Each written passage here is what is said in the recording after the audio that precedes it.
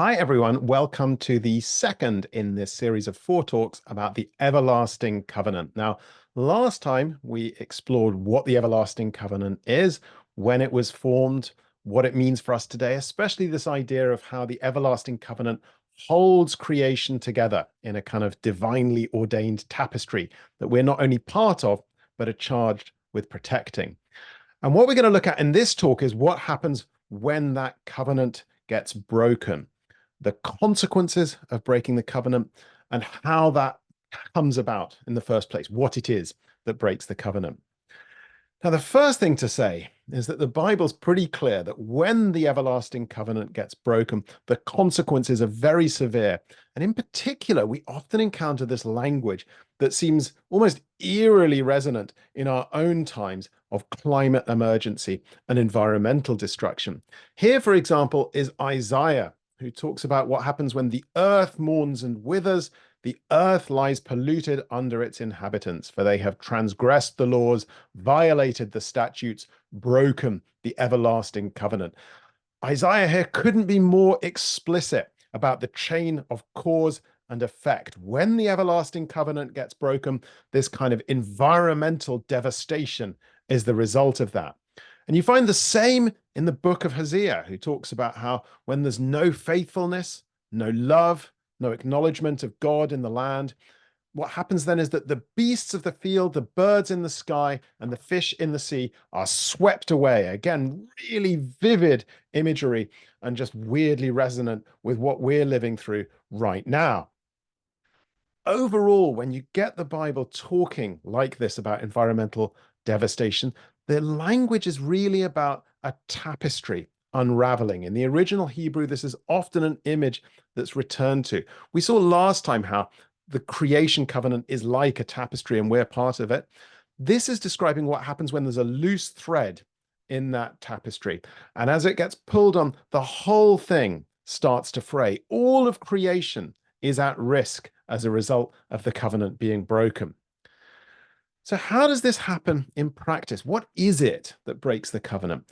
Well, in effect, it's broken relationships. If the everlasting covenant is this vision of kind of perfect connectedness, all in this one tapestry, when the relationships in that tapestry are broken, that's the thing that imperils creation and imperils the covenant, particularly four kinds of relationships. First, our relationships with ourselves. Second, our relationships with each other. Third, our relationship to creation. And fourth, and most fundamentally, our relationship to God. And I want to pick out three kind of especially topical ways that the covenant can get broken, which I think are especially relevant to our own times. The first one is ignorance. What happens when we fail to see reality as it truly is, and therefore we're kind of unaware of what the consequences will be of our actions. And of course, our own times are full of examples of where our technological know-how is kind of proceeding faster than our ability to use it wisely. Think of nuclear weapons, for example, and the devastation and fear that those have unleashed since the Second World War. And I love this quote from T.S. Eliot as a way of getting to grips with what's happening here. He asks, where's the wisdom we've lost in knowledge? And where's the knowledge we've lost in information? What he's describing here is a process of sort of degradation. So you start with wisdom, that kind of knowledge that's connected, that resides in the heart rather than in just the brain, that's informed by compassion and our connectedness to each other and to creation and to God. When we lose that as a result of the fall, if you like, what happens is we're left with just knowledge, which isn't, embedded in that web of connections, isn't aware of the kind of consequences or heedful of what it means for other people or for creation. And in its most extreme sense, you just lose wisdom, you lose knowledge altogether and end up with just information, with just kind of flashing images coming at you one after the other, which is certainly something I sometimes reflect on ruefully when I'm scrolling on my smartphone in this kind of completely mindless way, as though in some kind of a trance. So that's one way that the covenant can get broken, through ignorance. Another way the covenant can be broken is through idolatry, which in other words is worshipping things that we as humans have made rather than worshipping God and God's creation. This is something that the Pope has taken aim at very explicitly in saying that the worship of the ancient golden calf has returned in a new and ruthless guise in the idolatry of money. And I read a description that sort of says that shopping is increasingly the single ritual that we all share in society. And certainly in our kind of very consumerist times, I often catch myself, sailing pretty close to worshipping stuff. And there's broken relationships here as well. Of course, when we're worshipping something, that's inanimate, that's dead, like stuff in a shopping mall, of course, we've broken the relationship that we have with God. And of course, also our relationship with creation, because the more that we're just acquiring and amassing stuff, the more there's an environmental shadow side to that in terms of pollution and emissions and resource depletion and so on. But more subtly, I think there's also a broken relationship there with ourselves, that when we lose that sense that we are enough, that we're fine just as we are, and feel like we have status anxiety and need to acquire stuff to restore that self-respect. This is something the marketing industry is so good at, of kind of taking away our self-respect and then selling it back to us temporarily for the price of whatever product it is that they're selling. And this also is an example of idolatry that's kind of undermining that healthy relationship with ourselves, where we feel like we're sufficient and fine just as we are. And third and finally, there's injustice, of which, of course, there is plenty in the world today. I love that quote of Martin Luther King's, where he describes how we're all caught up in an inescapable network of mutuality, and how that means that what we do to anyone else in that network, we ultimately do to ourselves, because we're all bound together, again, very much like in the everlasting covenant with those bonds that hold creation together. When we forget those bonds, when we forget that what we do to other people, we do to ourselves, that's how you end up in situations like we're in today, with extremes of rich and poor and 2 billion people still unable to meet their basic needs.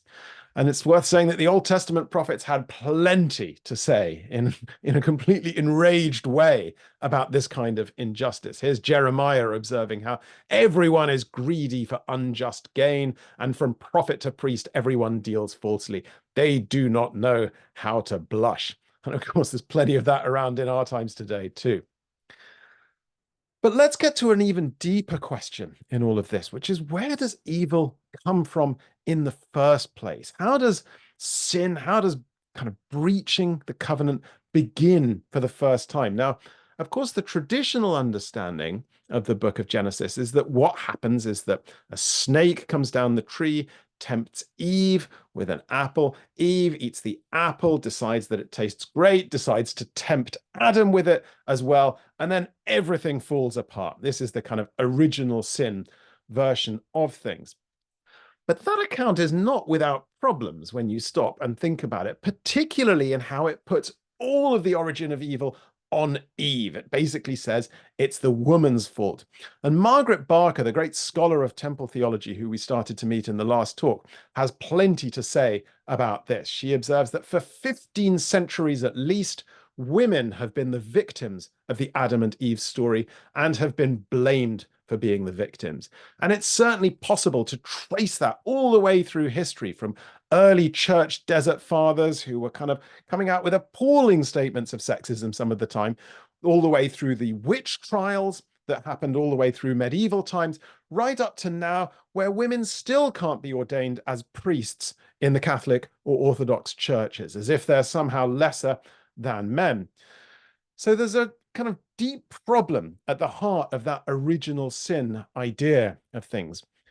And what I find fascinating is that actually, when you look at something like the Book of Enoch, which, as we discovered last time, has always been part of the Ethiopian Bible, but has only recently been rediscovered in the Western world, the Book of Enoch had a completely different account of how evil began in the world. And it's one that we find in the Book of Revelation too. It's a story not about Eve being tempted, but rather about a rebellion in heaven, where a group of angels rebels against God, breaks the bonds of that covenant that holds creation together, comes down to earth, introduces things like arms manufacturing to humans. This is all there in the book of Enoch. And as a result, evil enters the world. It's a kind of weird, gripping, resonant myth. But does it have relevance in our own times? Well, I think it does. And the reason why is because I think it helps us get to grips with an idea that Walter Wink described, which is how evil is not just personal, but it can be structural and spiritual as well. Now, let me take a step back and explain a bit. First, who's Walter Wink? Well, Walter Wink was a South African priest and theologian, but also a brilliant activist and campaigner who was heavily engaged in particular in the fight against apartheid. Now, because he had this double life as both a theologian and an activist, it enabled him to alight on this very interesting and subtle idea about what he called the powers. Now, you might know that in the Old Testament, angels are sometimes referred to as powers. And Wink was reflecting both on the idea of angels being powers, but also on the powers that he encountered as an activist, powers like the South African government or the apartheid system that it presided over. And he started to draw connections between the two. You see, the thing that Wink really understood, I think, really better than anyone, was the idea that not just individuals, but organizations, institutions also have an ethos, a culture, or a spirit, if you like, a kind of way that they are in the world. And this is an idea that actually is there in the Bible. If you look at the book of Revelation or some of the epistles, you'll see references to the angel of a church, the idea that each church would have its angel, its kind of spirit, its ethos. And Wink's genius was to use the idea of fallen angels to unpack the possibility that when you recognize the spirituality of an institution or an organization, that spirituality is not always benign. It can be pathological instead. It can be, in effect, a fallen angel. And there are so many real world examples of this. One, of course, was the apartheid system that Wink discovered. But look at our own times. Look at what happens, for example, when you get a corporation that is pumping known carcinogens into a river and covering up the fact that it's doing so. Think about a dictatorship that kills its own people, or when governments launch an illegal war. Think about how churches in our own time have been engaged in so many cover-ups of abuse. These are all examples of what happens when an angel of an organization becomes fallen and the spirituality of that institution becomes corrupted. So I think that Walter Wink is onto something really important here in using the idea of angels to unpack how evil isn't just about individual decisions. It can also be structural. It can be embedded in systems. And using this idea of fallen angels can help us understand what's gone wrong, how that covenant has been broken, so that we can then begin to think about how to repair it. So that's a quick flavor of how the everlasting covenant can be broken, how it's about broken relationships with ourselves, each other, creation, and God, how that can happen through ignorance or idolatry or injustice, and also how the idea of fallen angels can help us to understand how evil can be systemic or institutional rather than just personal.